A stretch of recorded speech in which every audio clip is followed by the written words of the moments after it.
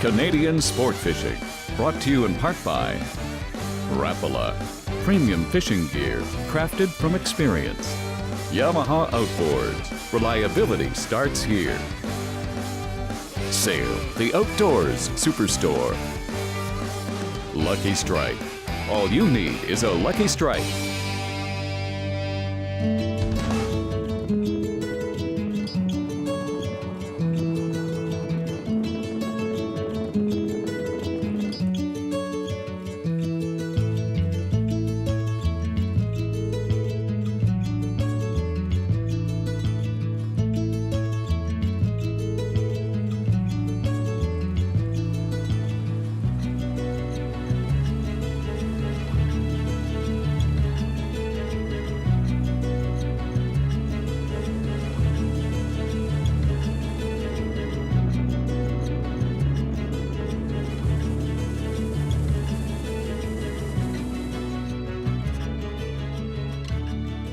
You know, if the scenery looks a little bit exotic, it's because we're down here in Mexico. We're on the Pacific coast, and we've just spent the last 3 days saltwater fishing, getting beautiful rooster fish. And we had one marlin on, about 100 to 140 pounds, about 20 or 30 miles offshore. And then for a break, because Serena offers this great combination package, you can come about an hour and a half north, really close to the coast, and you can go for largemouth bass. Now, Barbara, isn't this a beautiful fish? Awesome. We've got Hono, our guide. He's actually the head guide here at the resort. We arrived last night, and we had a beautiful dinner. See if this guy will slow down. He's actually hooked very dangerously to handle. You got to be careful because he's got one hook down here. Hono has a grip that he uses, I'm sure, for most of his guests. But this guy isn't a real monster. He's a good-sized bass. This fish is probably about 5 pounds. You know, by our standards up in Canada, it's a beautiful largemouth. But I understand that they get fish, you know, over 10 pounds literally every day here on the lake. So there's lots of them. Isn't that a beautiful fish, Barb? Awesome. Okay, one big look, and then I'm going to put him back in the water, and we're going to see him take off. So I can just pop that hook out.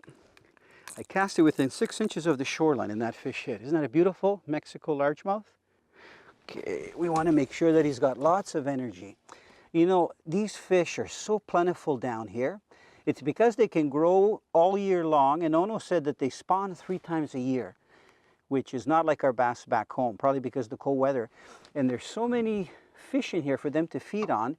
When they get larger, they probably eat a lot of tilapia, but I'm sure there's also a lot of other bait fish. Doesn't he look gorgeous? Look, he's being such a good camera fish. This is Billy. He's the Hollywood bass. Look, he's just going to swim away nice and slow. Not like those saltwater fish that soak you. You know what's interesting? Before we came down, I contacted Ono, and he was very kind to send me a list of all the different lures that work well. And he has probably, I'm guessing, 15 different lures that work really well. When I say different lures, one lure could be in several colors, you know.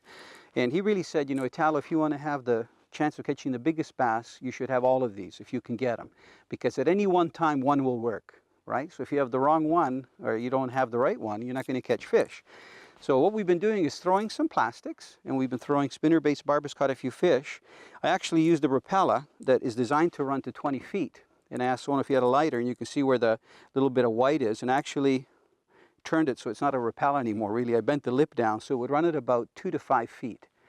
So I do that quite often, and it produced a fish. Now, I may not get another fish, you know, depending what the fish mood is, but we're going to keep casting. So for the crankbaits, you can see the shoreline. Just like you see the shoreline is very fast tapering, it falls down like that below the water, as opposed to some of the other shorelines that are very tapered. So this is actually ideal for crankbaits. And where I caught that fish, you can see this single stump right here. It was about a foot away from the shore. So that fish, you know, came to within 2 feet and hit the crankbait almost as soon as it hit the water. Naviglue, the ultimate boat shelter system, sport fishing sweepstakes. In And then my mom noticed that it was not a snake. So she's like, Eric, it's not a snake, it's a fish. So she handed me my rod, so I fought it and brought it in, and it was a huge smallmouth bass. We'd love to hear your fishing story. Go to our website and enter the Naviglu Sport Fishing Sweepstakes. You could win some great prizes.